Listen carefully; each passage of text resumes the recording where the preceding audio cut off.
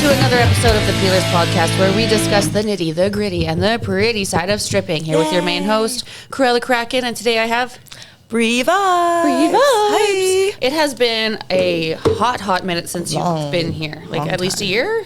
It was September. I think we talked for Stripper Olympics. No, we didn't.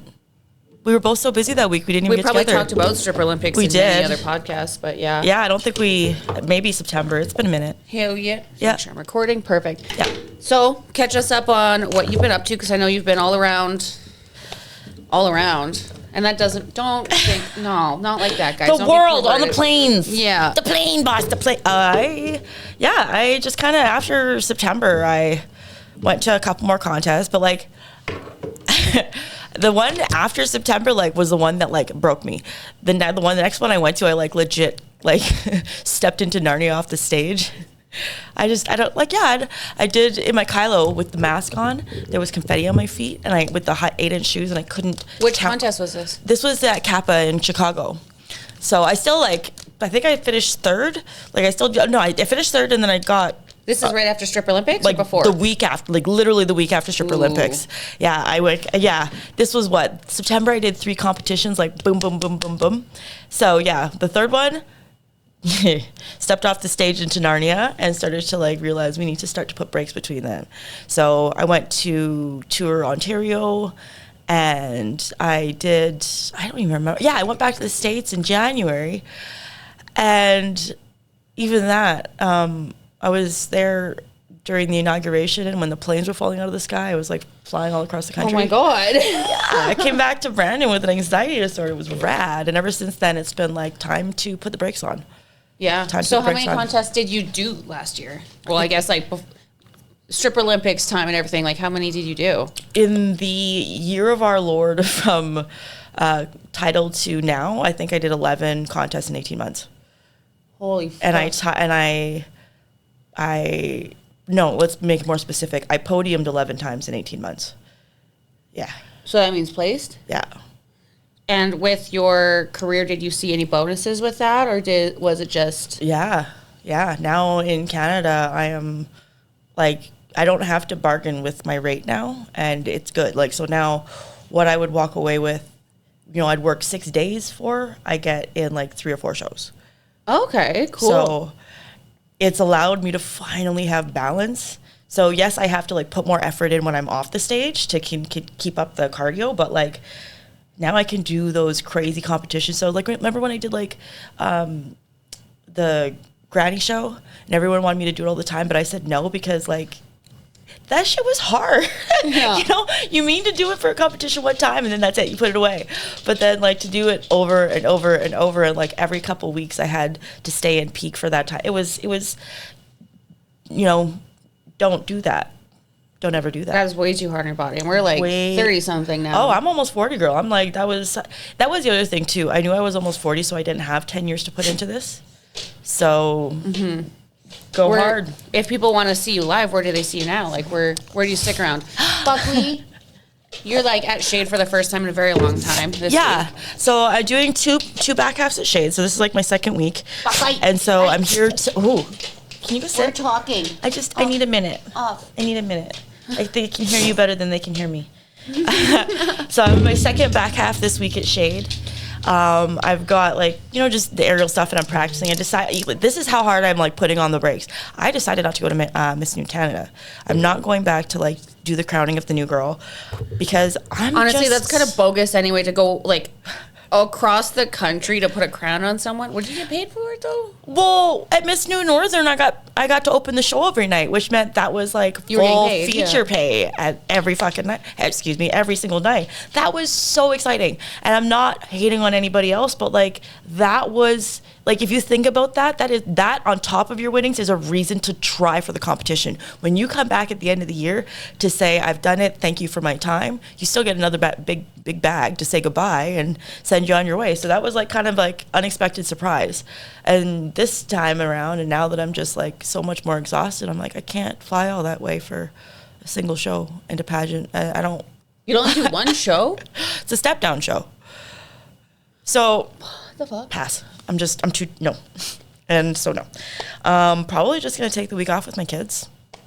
you know, rhinestone some stuff. I've got the week after, I'm going to Two Hills. I've got the burlesque festivals I'm in. I'm going to Scotland. I've got one at Nelson.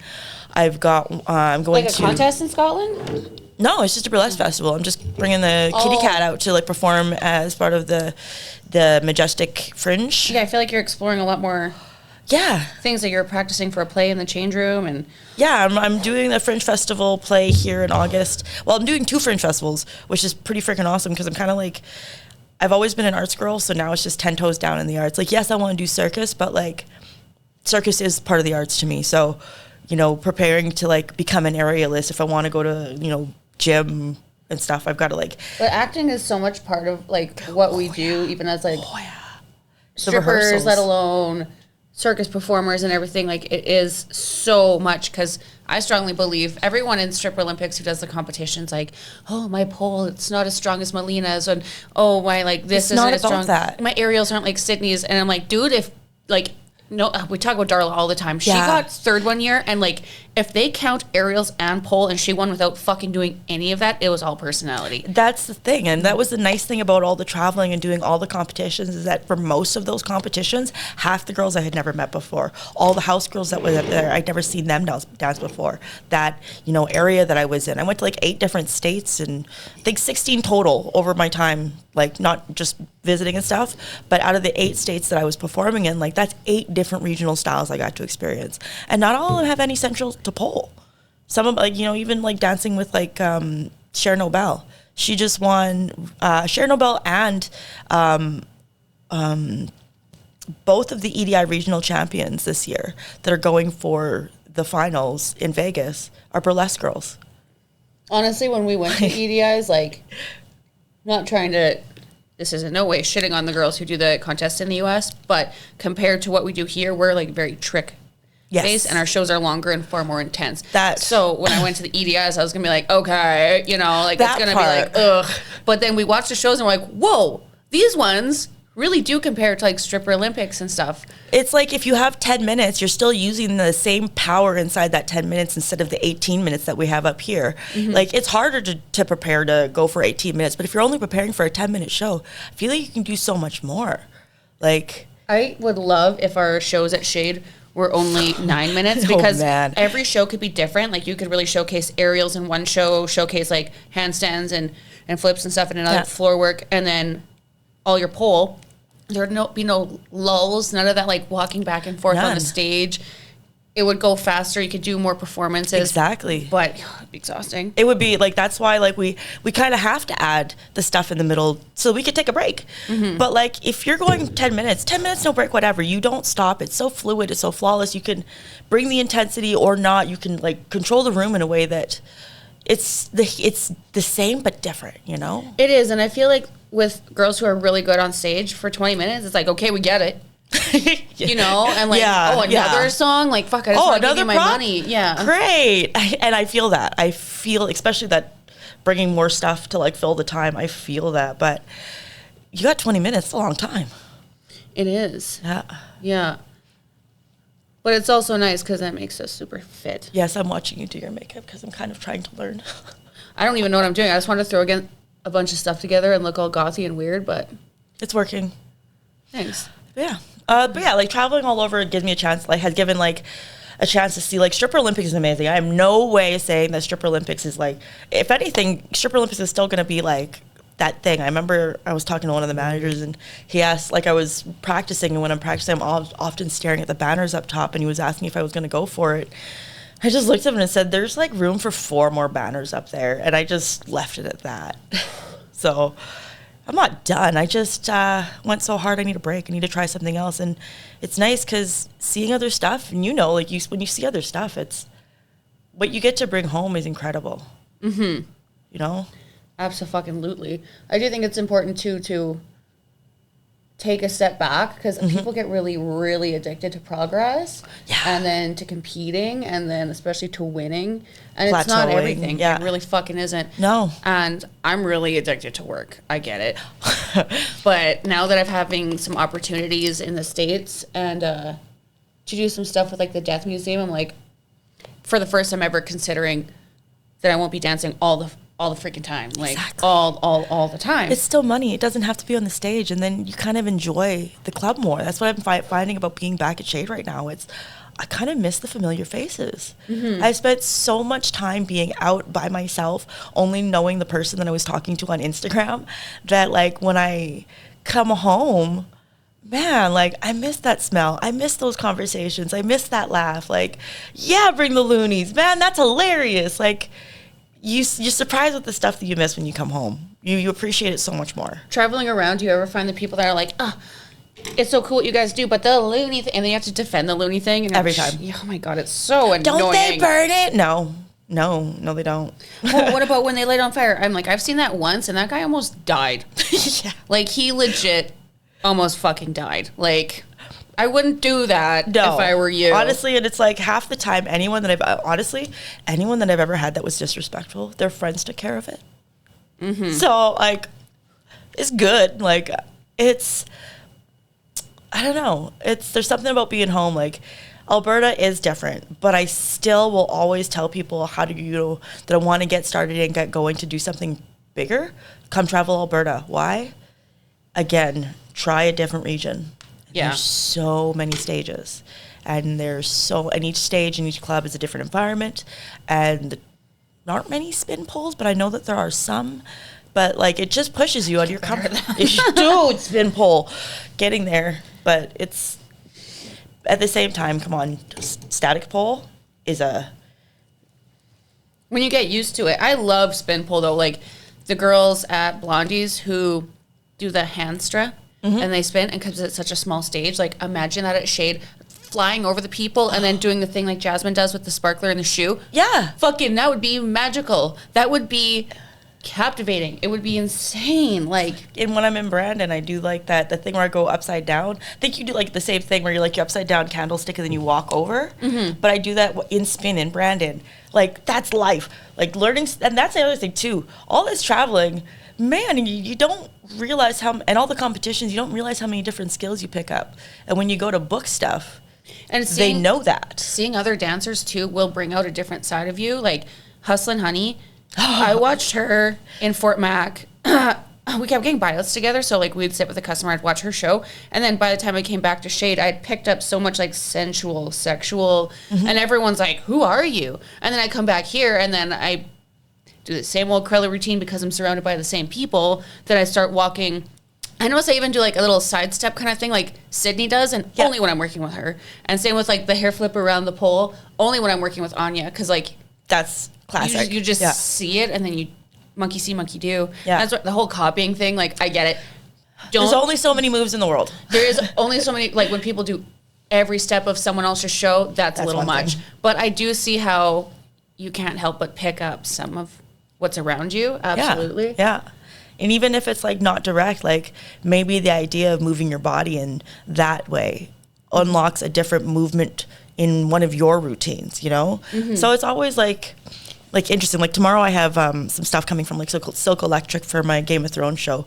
I've been watching people with those dragon streamers, and like I have two sets of streamers and some other fans coming. But for the streamers, I always see people just like use them like gymnastic streamers like this.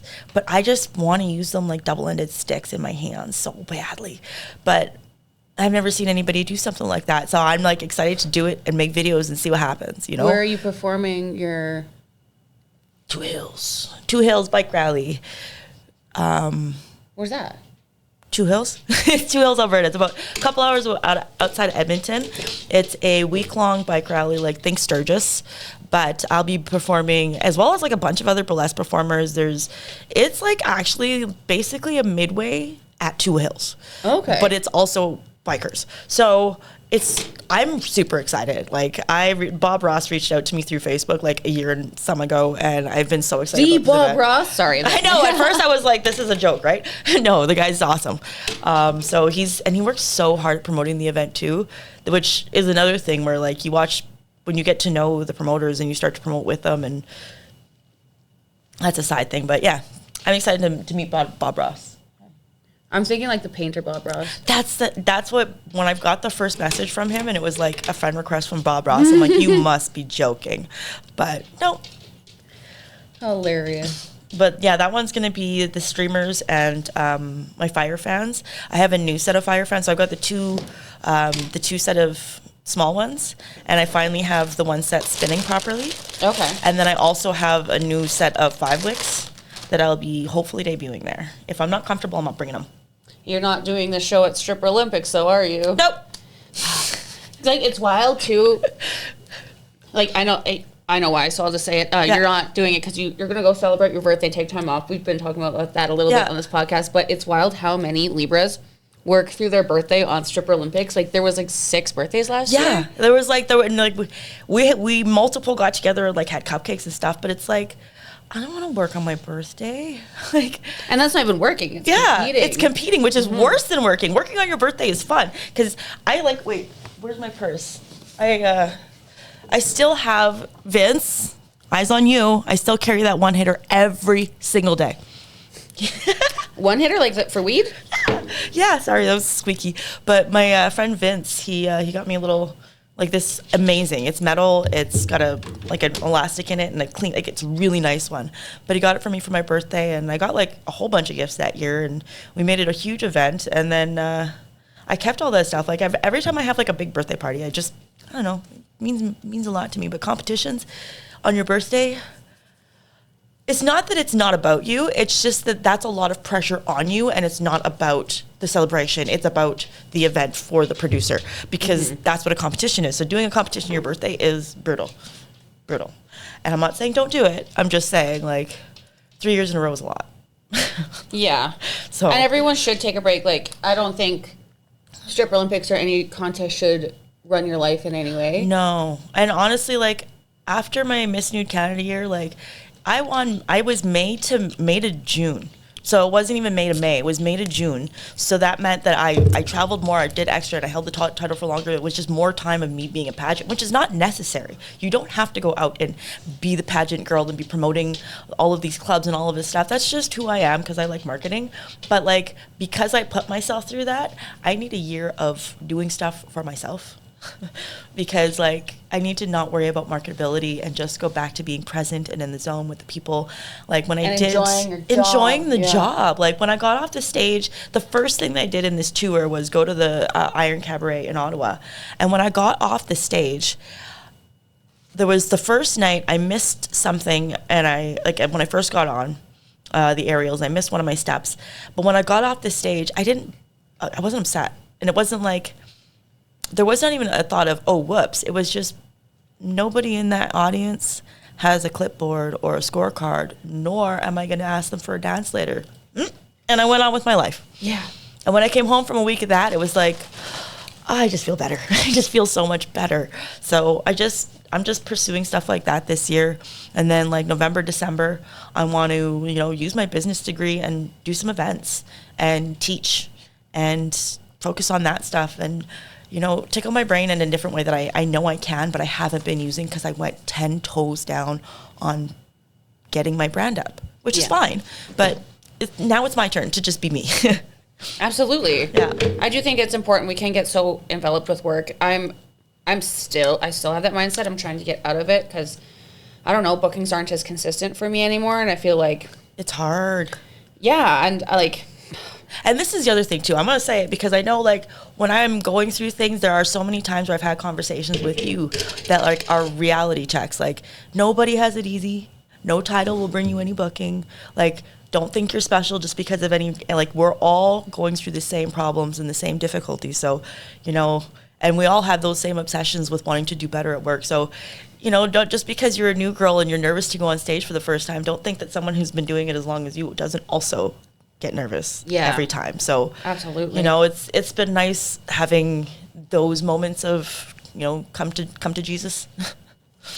Yeah, I'm still I'm very high on my horse. I worked for this position, so I want to be able to get my bookings easily still, and now I'm not, and it's fucking with my ego. It's fucking with my that. Am I even good enough? Am I even good enough? Or that part that is consistently sucking up to whatever club I'm working at. It makes me not want to anymore, or not say not represent, but I go to bat for them a lot, and it makes me not want to go to bat. And I hate that when people take away that feeling of me wanting to do something good for their fucking business. Scene. And then like suddenly I'm like, well, now I don't want to, but it benefits me and it benefits my friends. So why wouldn't I? But why am I going so hard? Why am I going so hard? And it's also, I don't like feeling, that's something I have to go through as well, that like I have to take something that I do that's good away from them because my ego is hurt. So that's something where I gotta look at myself and be like, a lot of ego check-in lately. A lot of ego check-in lately, because even though I always pretend like, oh, I'm the ego, it doesn't bother me. My ego gets hurt in other ways. Like that I always just like, I've been spending a lot of time like stopping to observe what am I feeling and why do I feel that way? Absolutely. And a lot of it is like ego and projection. And the more that you become self-aware, the more you realize why things are angering you. And oh my God, this is why I'm so single right now, because I see why I don't like certain things in men. And it's only because I project those things. Like talking to a guy right now, everyone kind of knows who it is. He's been giving me a bunch of flowers at work. Ooh, and well done. Like it bugs the shit out of me how much he talks about himself. And I'm like, oh, it's because I hate when I do that. I hate when I've had a few drinks and I'm like, me this, me that. Like, oh fuck, shut up. You're not that cool. Scene, yeah. Yeah. So I have to like accept that about myself, accept that about that person, and accept that that's the only reason why it bugs me is because I have that quality and I haven't worked through that like self-confidence issue. But then like how do you work through it besides practicing it? Like trying to like live out like and address like your reactions to things. Man, that's a process. It is too. Because like fuck, especially with work being up in the air. And be like, don't you know who I am? And your entire life is your image. And you know, the work that you do, and all of a sudden you're like, no, it doesn't bother me. Yeah, right. No, it does. It absolutely does bother me. And it's like, it's so obvious with people who really, really hate me or find something in me that they dislike, and I have no issue with them. It's like, oh, because I see nothing of myself in them, but they see something in me. And like, I get it now. I'm really understanding what the fuck projection really means, especially with getting big online and the way people comment. And I'm like, you're telling on yourself. You are telling on yourself. There's no reason why anyone would go online and comment rude or mean shit unless they feel a certain way about themselves, because no one happy would do that.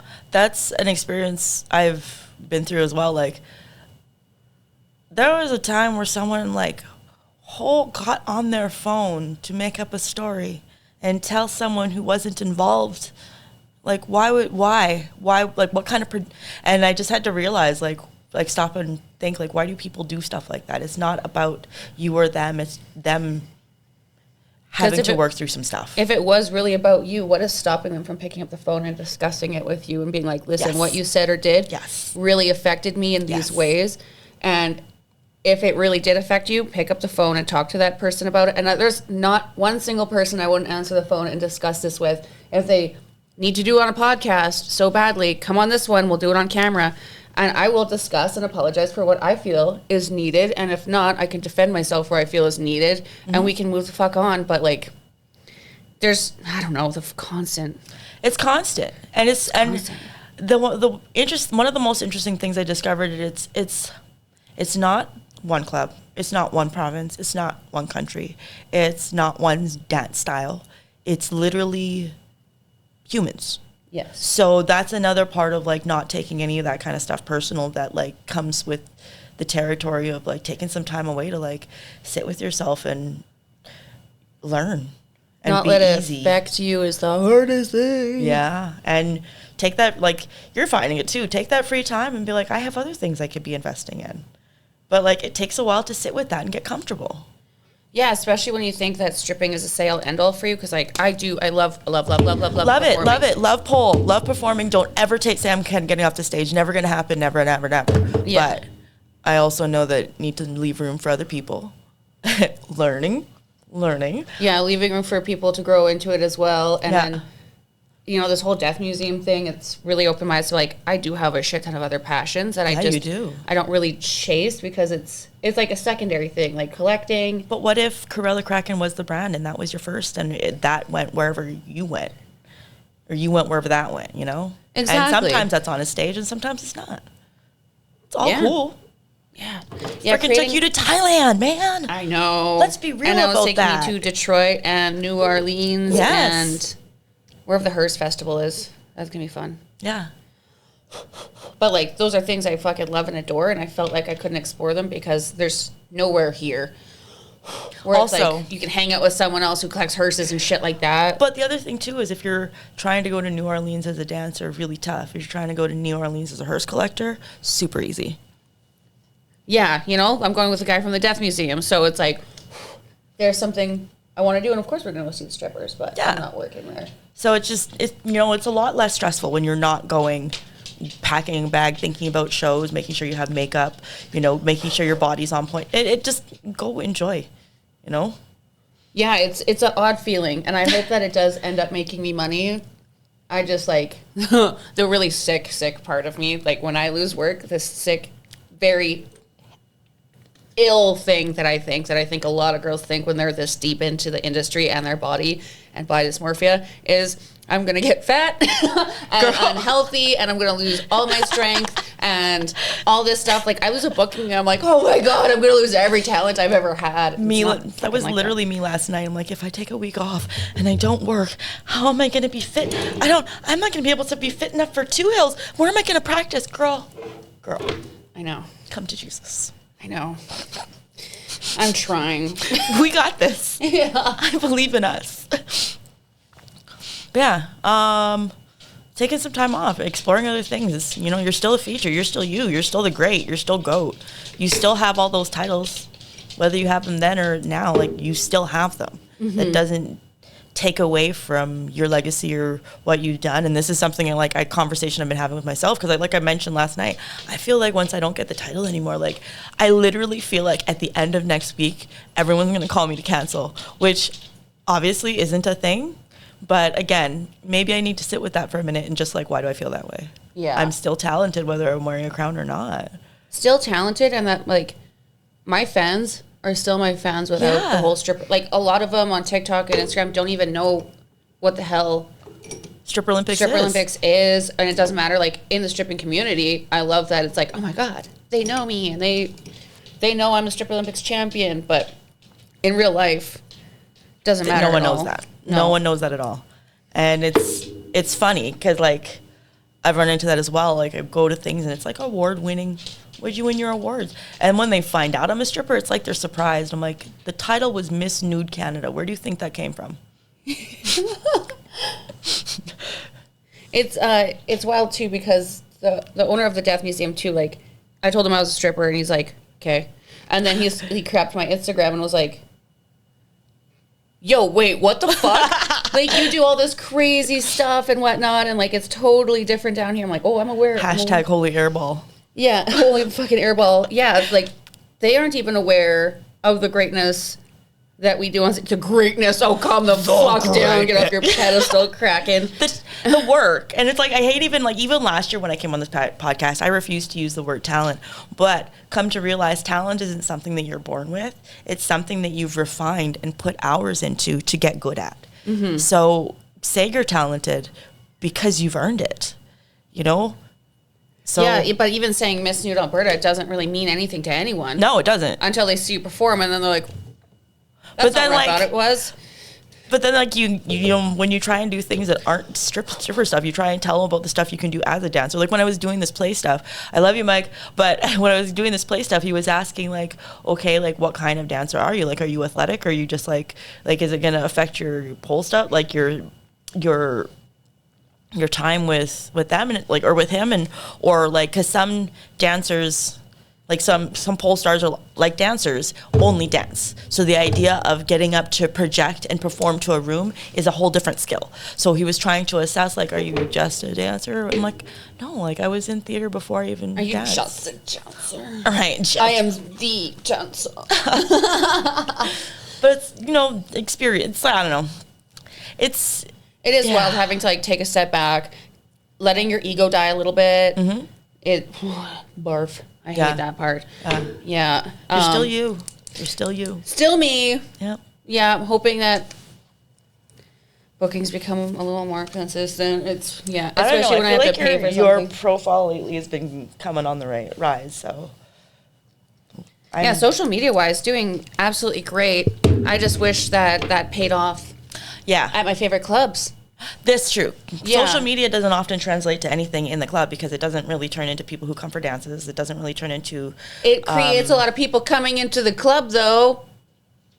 Notice me, please. I like how we both just silently stared. Yeah. But yeah, like, they come in, great. But, like, you know, as a stripper, I still have to say it. Our job is to sell privates. I know. I just wish that being a feature entertainer, that was the job. That's not... Being a feature isn't... Like, I feel like that's where there's a weird division between being a feature and being a stripper because, like, when I'm featuring, I'm too tired to sell dances. But when I'm doing lineup, I'm doing way more shows and I'm still expected to hit a quota. So, like, really hard to explain and justify. But, yeah, that's a thing. Yeah, it is. I just wish that, like, there was a lot more credit for the good show. Yeah. Instead of the dances. Bring back the meter. Let the customers just... Buckley, what are you doing? I would just, even like you were talking about, like, the sound meter. If I could just know how loud they cheer for you on the way off the stage, I'm good. I can sleep now. Yeah. Even though it's like, you can't guarantee that every night. That's what I live for. I don't really... whatever happens. My crowd reaction must count because I'm usually one of the lowest sellers on the floor and stuff. And when I do get buyouts, it is because people are fans of the podcast and because of my social media presence. Yes. Without that social media presence, I would sell even less, which is terrifying. Same. Yeah. That's why I did it.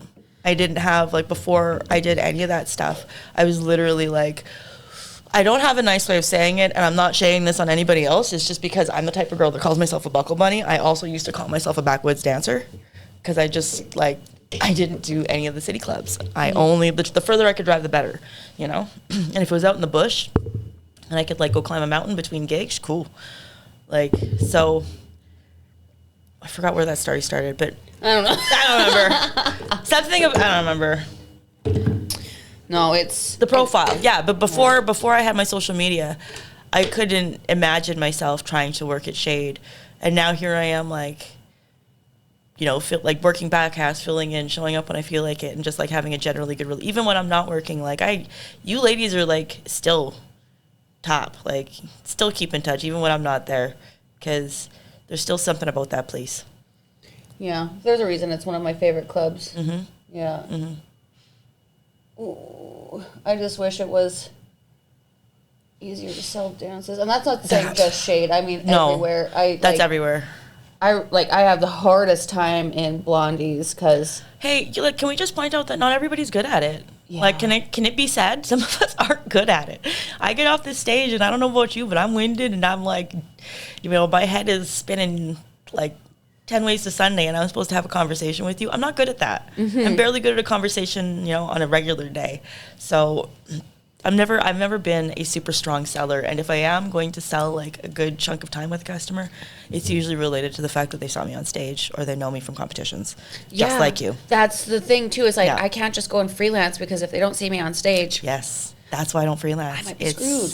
I will. I it's not that I don't. It's like I don't have the ability to have that charm that the other girls do. I don't know what it is. I literally know it's me, and I know that it's something up here, but it's just, I'm not the biggest communicator. I'm a big, like, sit at home by myself kind of person, so all my free time to go in and try freelancing just sounds painful. I think it's also the ADHD and autism that runs very deep in performers that is so hard to mask, because as soon as we're uncomfortable or, you know, not vibing, or we can't feed back as well, we just kind of shut down and get shy. Yeah, so the shutdown is so real. And then everybody takes it personal, and it's like, oh, how do I explain that I'm just mentally ill? Yeah. So, like, when drunk girls really, like, and they come around me and they feed me a bunch of compliments, and then they start touching me and grabbing me, and my face, I'm trying to be like, but they can tell that I'm uncomfortable, and then they go like, oh, guys, quit it. She's uncomfortable. And then they point it out, and I'm like, oh my God, everyone can notice. I'm fine. Yeah, so it's, fucking man, it's hard to sell dances as a feature entertainer, I think. I think it happens for a lot of us. Yeah. Even, like, Serena struggles. Sydney has no problem. She's just got the charisma, like, on 3000, though. Like, her personality, and she'll be that's just her. She'll be like, just do this, and I'm like, I'm trying, Sydney, I promise you, I'm trying. I just can't. They just want to talk about themselves, and that is like one of the best pieces of advice is like consistently talk about them. But how do you poke them to get them to talk? Because they just like, because I've like, that's been the thing. Even when they give you advice, I don't know. Yeah, no, and there's no secret formula. Some people are just really good at the eye contact. Some people like I talk about this all the time too, the Jolene blink. That'll sell more dances than any conversation. Just Jolene. Yeah. She's got and then they're fucking putty in her hands and there's nothing she's saying. And then some girls are so good at conversation that they know exactly what to say to get them back there. They know exactly how to read them. Mm-hmm. Yeah, so it's difficult because like on one point I'm one of the best at my job, and at another point, I'm one of the worst. Balance. Yeah. That's why we're all, like, I remember there was one girl I met once in Edson. Shout out, because she was, like, such a G for saying this. I kept being so embarrassed because her shows, she was healing from breast augmentation, and she had anchor lifts. So because of that, she had stopped doing super, like, jumpy shows, because, like, anchor lifts, if you don't know, is when they basically do a lift, but the scar is a circle with a line down the center and then anchors on the bottom, so it looks like anchors. And she had that on both sides. So you can't do a lot of jumping and stuff like that. And at the time, I was still in my super hyper, like, be on the pole for 18 minutes straight phase. And I felt literally embarrassing next to her. Like, I looked stupid. She was so cute and so cool. And then there was me. And she was like, nah, you're actually pretty amazing. But, you know, if we were all the same, this would be so boring. True. And ever since then, I've been a lot more chill about it. Like, okay, not all of us have all the same skills, and that's okay. And there's so many girls that are like, oh, I want to come work at Shade or wherever, this or that. And they go like, but I can't pole dance like you, or my body doesn't look like yours. I'm like, does anyone? Do you see anyone else in the lineup that looks similar to me? No. It needs every type of girl to make the world go round. Somebody loves you. Yeah. Somebody loves you. And, like, the girls who are, like, have fantastic bodies, but they're like, I'm not thin enough. I'm like, someone who loves the way you look. Trust me, like, if you feel sexy in any way, people will see it. That's all you need to do is you feel sexy. As long as you hit the floor and you feel confident and sexy, you can go from there. Mm-hmm. Like, I have not seen a singular body type that is, like, or sales type or dance type that is a for sure thing, or person that's like 100% absolutely everything across the board. We're all, it's like a, you know, D&D. We all got our character sheets and we all roll different, so yeah. This is absolutely freaking true. And it's also important to be taking breaks because you can just start to feel really like you're not good enough. The plateau. Yeah. That's where it's like you start to feel like that's, the comparison gets a lot when you're always trying to remain peak. And that's a lot. So like taking time off. Like when I first started, I was doing 1 week off, 3 weeks on. And like maybe after this phase, maybe next year, I think that's what I might do. Because I've already got like one competition lined up next year. At least two, actually. Any in Canada? No. Well, like, yeah, Stripper Olympics. But like technically I've got 3 in the States that I've got agreed to this year, next year.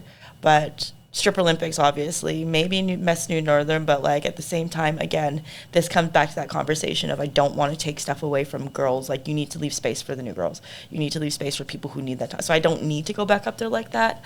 But like, I just want to put a new thing together and see how it does next year. Like, it's not necessarily about getting my name out anymore. Mm-hmm. So doing competitions is kind of like, why am I doing them, right? I have to make sure I'm preparing to do it for the right reasons. Absolutely. Mm-hmm. I started branching out to like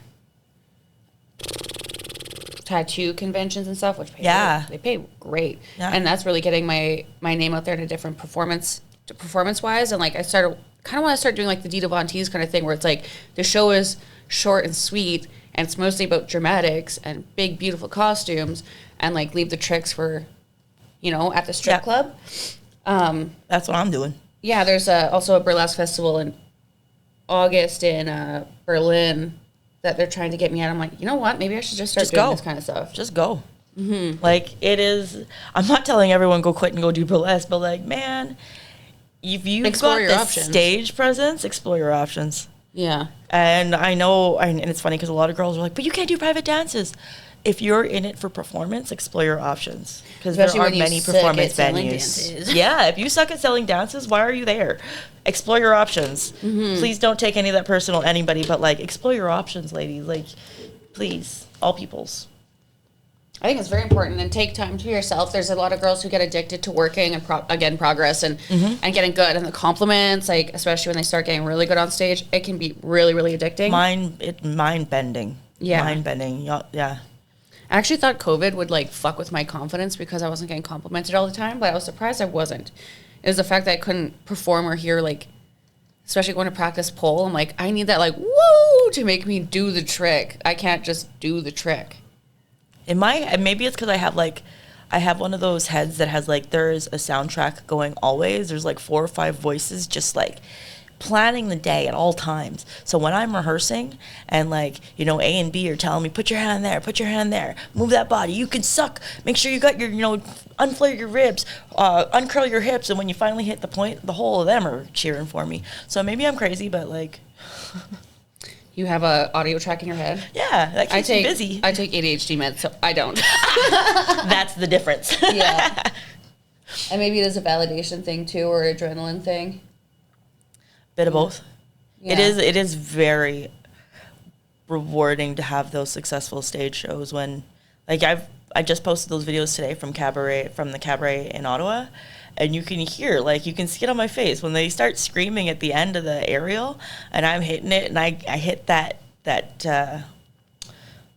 alien split finally after, like, how long ago did you even teach that to me? Stripper Olympics last year. Oh yeah, okay. Yeah. Well, I finally hit it on stage, and I held it forever. People always send me when they get their alien split, and I love it. I fucking love it. Well, yeah, you were like the alien split god. Like, thank you, because that's probably one of the coolest moves I know. That was one of those tricks I seen. I'm like, I want to do that. I want to learn that. I'm gonna fucking learn that. Okay, what can we take away from this episode?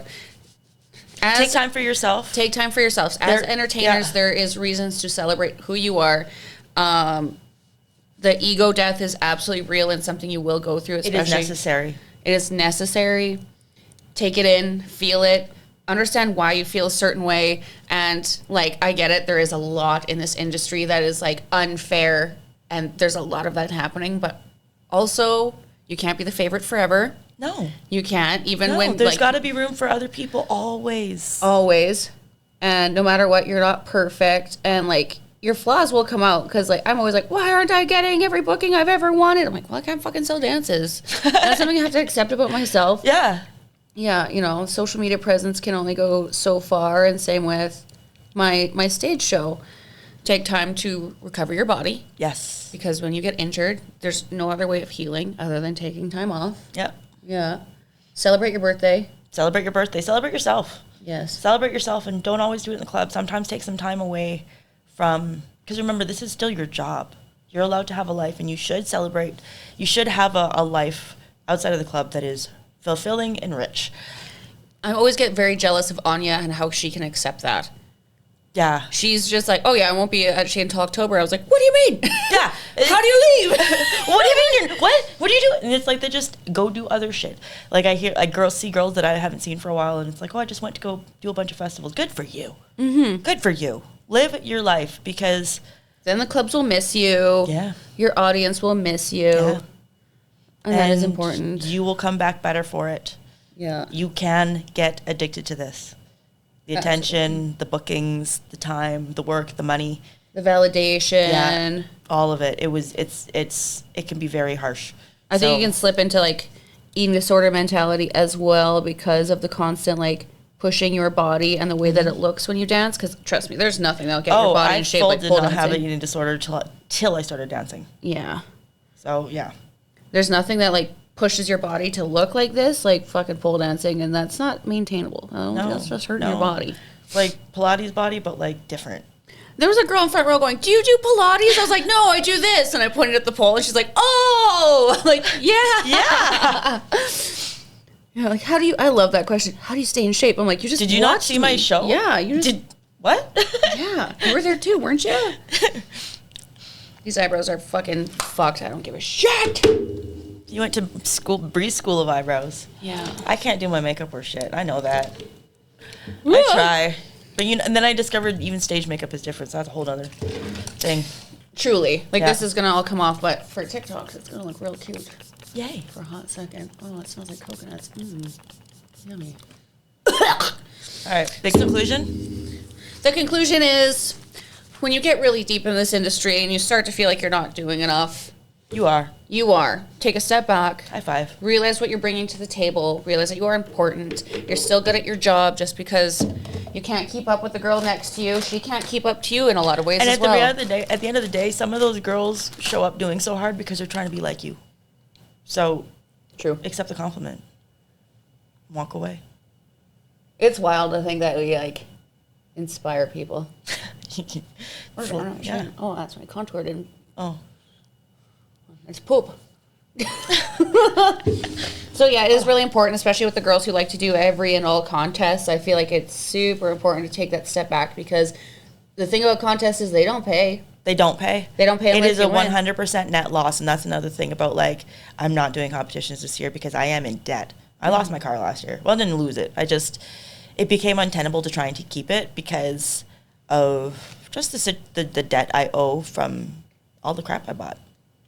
Yeah, and it's expensive. The costumes, the props, the plane tickets, eating, Uber, everything. Car rentals, wanting to go to the museums, anything and everything. It's freaking money. It's a lot of money. Yeah. Even the makeup. The healing, physio. We're not covered. Oh my God. Having to pay for studio sessions and physio. Oh my gosh, all of that. Learning your new prop, all of it. Learning new prop.